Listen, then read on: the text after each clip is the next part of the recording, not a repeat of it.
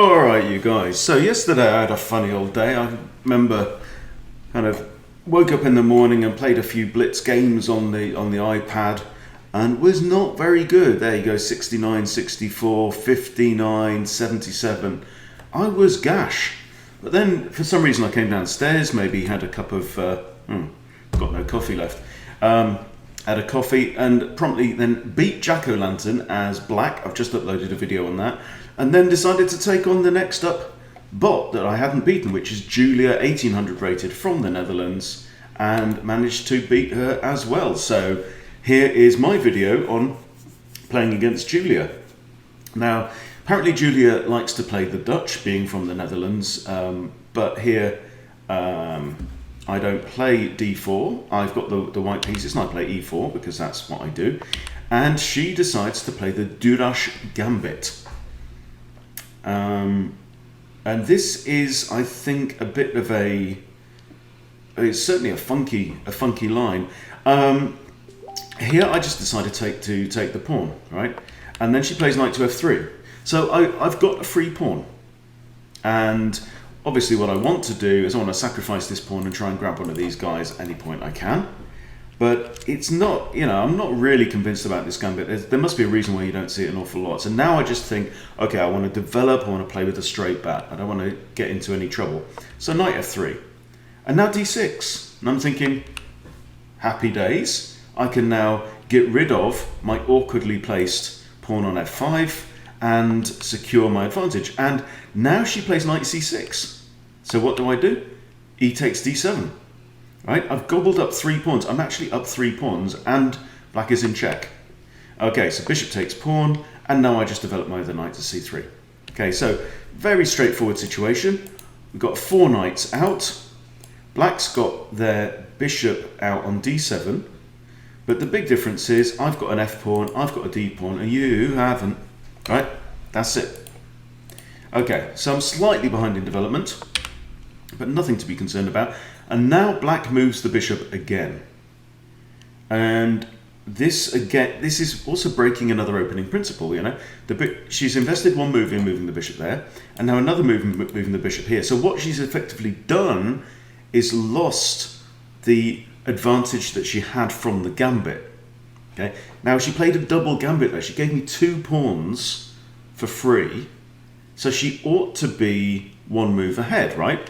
Which at this point, and obviously giving up 1 pawn kind of equalizes in terms of tempo, right? Giving up another pawn means she should be a move ahead, and here she is a move ahead, right? Because she's got 3 pieces out against white's 2 pieces, and it's black to move. Okay, so she's won 2 tempi for 2 pawns. However, and so with black to move, she could have just developed another bishop, and then she's got 1, 2, 3, 4 against my 2. Okay, with white to move.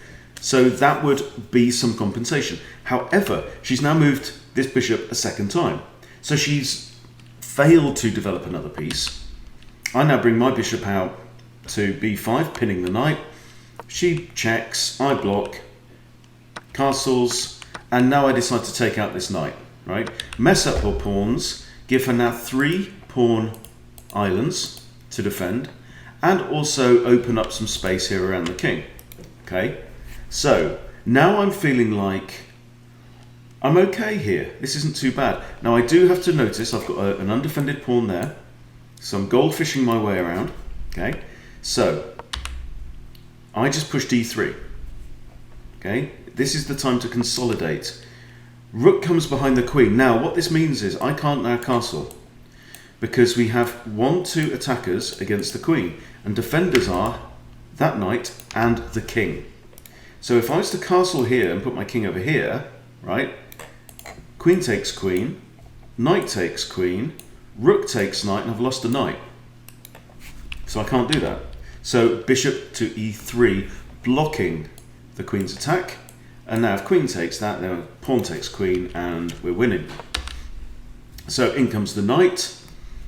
Maybe he's got ideas of, I'm sure she'd be very happy if I took there and she gets to undouble these pawns on the c-file, but that's not about to happen. I think more likely is that black's now adding a third attacker against this bishop. So I trade off the knight. Okay, so she's kind of forced me into that move, but still, you know, this king is not looking safe. Now, white, obviously, castles. Next thing, I want to get one of my rooks for sure onto e1 to reinforce his queen so that this bishop can now move. There's a very real danger of, for example, pawn pushes on attacking the bishop, and maybe that's what black should have played here. Oh no, because right now knight takes the pawn. That's okay. So white now moves the queen to f6, eyeing up my b2 pawn. Okay, so I actually ignore the threat. Now that the queen's moved, I play queen d2, give up the pawn, which doesn't really hurt me at all, because now we have a completely open b file. And I've got rooks and a queen and also a bishop now. Also notice this, yeah? Getting ready to dive in.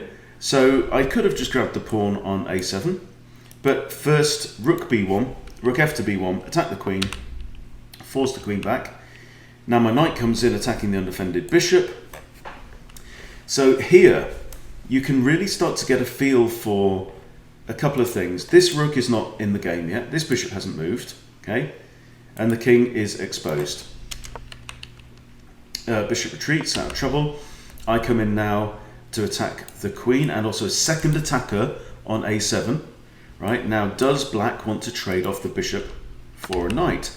Indeed she does. Okay, so there we go. So now I've got a rook off the mark. Okay, so now, yeah, this rook is now undefended. My rooks are not paired. However, I want to go after this king.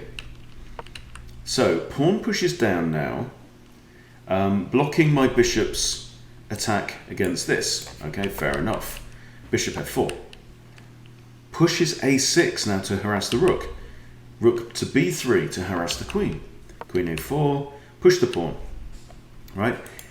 If I could eliminate these pawns, my own pawns, that'd be great for me. So we have takes and takes. Now my queen's lined up with the king. Right? So this pawn is pinned and it's looked at twice. So I am actually threatening now mate in 1 if queen takes c7. And I notice, oh yeah. So with this move, right, maybe you saw that in the game, I didn't see it, okay? So I was a pawn up, and now I've blundered my bishop. But, these two pieces still are in the box, right? It doesn't matter if you've got more material on the board if you're not using that material, okay? Now my pieces are all very active, plus black's king is very vulnerable. So rook to c1, threatening mate. Okay, well it's not actually threatening mate, of course the queen's defending that from there. So g3, black only has a dark squared bishop, okay? So the more pawns that I can get onto dark squares, the more squares I am removing from that bishop as options. And I'm kicking the queen, so gaining some tempo there. Proposes a trade of queens. Are we interested? Hell no. Okay, here is a pawn, is defended by the rook. We have to notice. Okay, we don't want to blunder any more material. h5 now, and d4, hit the queen again. d5, hit the rook now. Okay, let's line up the other rook. Okay, this is something that I think that lower rated players too often miss, and it's the simple idea, blunt idea of just lining up as many pieces as you can against one square. And what you have to do is you have to say, look, here, okay, here's the situation, right? Here's a pawn, very important pawn, the most important pawn, okay? Defended by king and queen, okay? It's attacked twice, okay? So here's my target pawn. Let's make it orange, right? Defenders, 2 defenders. Now, I can add a third attacker. What can black do? Can this rook defend that pawn? No, there's no way through. Can this bishop defend that pawn? No, it would take 2 moves, all right? Can this rook defend the pawn? Yes, it can. It can go back to f7. But this forces... Surely you should have put a rook back to f7. Anyway, but... Now queen goes to b6, and I simply go in for the kill. Take out the pawn. Queen has to take, right? It's forced. Now rook takes. Okay, king's in check. It's going to have to move to one side or other, right? I am actually down a pawn effectively at this point. Black has a bishop, okay, but I have 2 extra pawns. Okay, so I have a 1 pawn advantage on the king side here, and I have a 1 pawn advantage on the queen side, right? But my pawns are looking pretty threatening. Plus, this bishop ain't moved in the whole game. This rook is still in the box. Okay, so like I say, it doesn't matter a toss. So king moves here. Drop the rook back to c2. This is important, right? I'm defending the 7th rank, or the 2nd rank, right? Defending these pawns. I'm also keeping my rooks doubled up, and I'm keeping out of harm's way.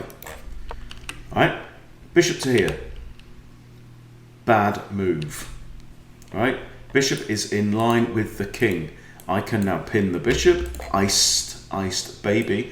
And there's a pawn here. Bat, bat, bat, bat, bat. Okay, very dangerous. How can he save the bishop? He can't. Defends the bishop with a pawn. Attacks the bishop with a pawn. Bishop falls. Rook here. Good night, bishop. Okay, and now pawn takes. And now what have we got? Okay, same number of pawns on this side.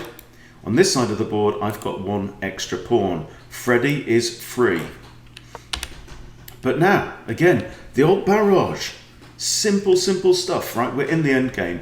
The only thing in the end game is to say, what do I have to do to get a winning advantage or to prevent losing? Right? Now, double up the rooks against his pawn. It's got 1 defender. Can this rook defend? No, it's still in the box. It's sleeping. Can this king get there? Yes, but it would take 3 moves to defend the pawn. So too little too late. Rook comes out, too little too late. Hit the pawn. Also, note my king has an escape square. So rook comes here, okay, with check. This is fine. Takes rook, takes rook. I now have 2 additional pawns, and Dave the D pawn is on his merry way. Now, I'm not expecting Dave to make it all the way home, okay, because there's sharks in the water, right?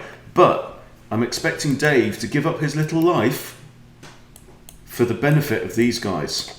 So, we are in proper ending. Now I have to defend, right? Now king moves up. I could have pushed d6 with check, but that's okay. Now h4. Rook comes across. Improve the king and attack the rook, right? A lot of beginners fail to activate the king in the endgame. This king is scarier than that rook. This king is a more powerful piece than that rook, right? Especially at close quarters. So, move the king up the board, right? Now this rook is just going to be zipping around the board, okay? Now, she can get, okay, a barrage against this pawn, right? And that is what I'm expecting. But if she does that, she's got to trade off her rook, okay? So my job is to get enough of an advantage so that if and when these rooks come off the board, right, I can dance my way home. Right, rook comes here to attack f2. No worries, capture that. Notice this is on prise and hanging. This is one's undefended. Okay, she just hasn't got enough here. Grab the pawn, free stuff. King to g6, again attacking the rook, right? Rooks hate close quarter fighting. They're not very good at it. Okay, so the king hits the rook. Rook runs away. Push Harry. Now it attacks g3, g4. Comes back up, right? She's got nothing. You've got nothing, mate. This is an 1800 rated bot, apparently, right? It comes across, just push another one, right? I have to check, of course, that I'm not going to get checkmated, but I'm not. Rook moves again. It's like this rook is just zipping around, got nothing, got no ideas, okay? Trade pawns. Push. Push, check. Okay, king can't take this because it's defended by my king. King can't take the pawn because it's defended by the rook. King blocks on f8. But look, there are 2 pawns, and they are both going to come in. So d7 hits the rook. There is only one move. Rook has to go there, and now both of these pieces are effectively stuck. So what do I play? h6. Come on, Harry, finish the job off. King has to move, right? Now, I could have queened here, but then king takes, so nothing gained. So h7. Rook comes across now, trying to defend 2 pawns. It's not going to work. Queen, right? Has to take, I take, has to take, queen, boom, queen, boom. Right, now, operation don't screw up and stalemate, okay? So, all you have to do is just look at the lines of sight of the queens and check that the king has 1 or more safe squares he can go to. Well, he does, okay? So here, with check, safest thing, if you're worried about stalemating, give check on every move. Okay, this isn't check, and now it's a simple ladder mate, and boom, done. Okay, so that's Julia. Crazy, crazy opening. We can do a quick game review, because I would like to remind myself what to do against the Duras. It seems to me like it's just free stuff. So, very often taking the first pawn. Yeah, so here I bollocksed it up a bit in the middle. But I did have 73 accuracy against her 65. Okay, so f5 and white is plus 1.99, right? So already this is super questionable. E takes f5 is best, boom, thank you, that's all we need to know. Right, knight here is inaccurate. Yeah, d5 grabbing the center, yeah, kind of makes sense. Anyway, it's not what I played. e6 is good, takes, still nearly plus 2. Knight here, now I'm plus 3, takes, right, I'm plus 3.33. Already, after only a few moves, it is a... We should have a new one called Punishing Duras Openings, shouldn't we, really? Okay, inaccurate again. Best move, probably... Okay, bishop out, getting ready to castle. Arguable, questionable. We'll see. But yeah, very, very poor. So let's... Where did I screw up here? Okay, yeah. Yeah, so I missed... So that's actually questionable. Interesting. Then I capture, which is my blunder, which we noticed. Okay, and black is actually slightly better at this point, but there was a better move. Rook takes. Ah, yes, there you go. Queen was defending the bishop. Should have just taken with the rook. No worries, double up the rooks. Come up to this pawn. Happy days. Yeah, I'd have had 3 attackers on it. Yeah, pretty clumsy, but still, you know, Julia is not that tight of an 1800, has to be said. And I was able to regain the initiative and go on to win the game. So there you go. It can be done. Julia, 1800 bot. Thank you much for playing. Who's next up? Let's see who is next on the computers.